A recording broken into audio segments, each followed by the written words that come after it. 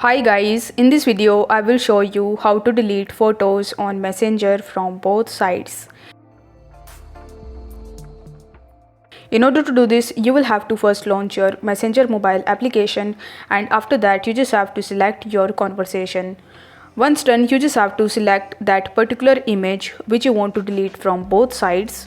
In order to select it, you will have to just long press on that photo until you see these type of options in the bottom. Over here, you need to tap on this more button in the bottom right hand corner of the screen, and then you need to tap on remove. Now once you tap on remove, you are going to see two different options in order to remove the photo.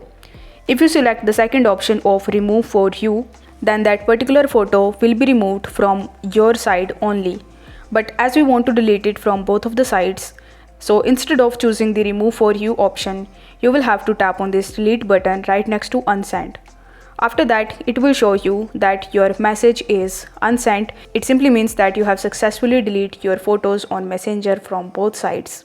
If the video was helpful, then don't forget to like the video and subscribe to the channel. Thank you so much for watching.